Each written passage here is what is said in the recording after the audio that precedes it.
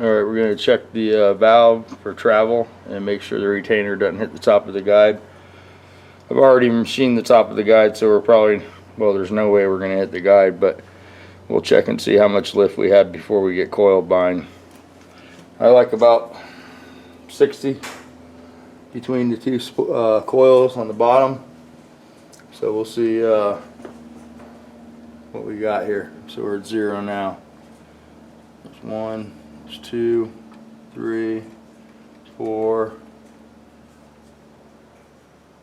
He's looks like he's safe. We got 480 right there. We'll go to 500. Over 500. We got coil bind at about 525, so we're clear of the retainer, and we have more travel than we have valve springs. So that's how you check travel. It's pretty easy to do. You want to make sure that you push on the stem of the valve, not the retainer, when you check that, because it can make the keepers come loose. And that's pretty much it for these heads. Got them all together. The one other thing that I didn't show was you want to always grind the keepers and make sure the keepers have a little space between them, that they're not touching each other, so they're fully engaged in the locks on the valve.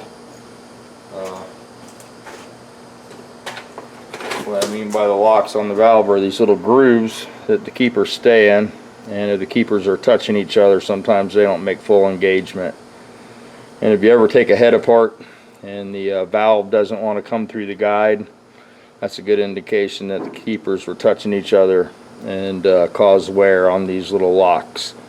You always want to grind those down a little bit with a file before you pull this through the guide, because this material is much harder than the brass the guide's made out of, and if you pull a damaged valve through a guide, it'll damage the guide also.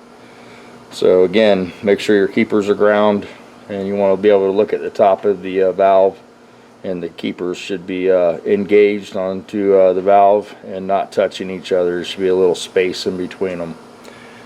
Generally from the factory they touch. So you can buy the Berg hardened keepers and they're already ground, or you have to grind them yourself. So that's about it for these, the single port heads. We'll turn this little project back over to Matt. I ended up drilling the broken bolts out. One of them had a broken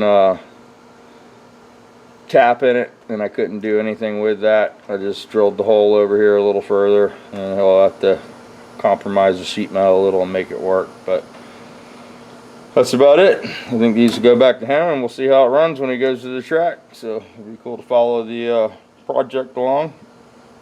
Go check Matt's channel out, Matt Lundquist, and watch the rest of this build. These single port heads are going on a 20 something. He's one of those guys that likes to build weird sized motors, but anyway, it's a 2 liter and should be pretty interesting. So you guys have a good one, and we'll see you a little later.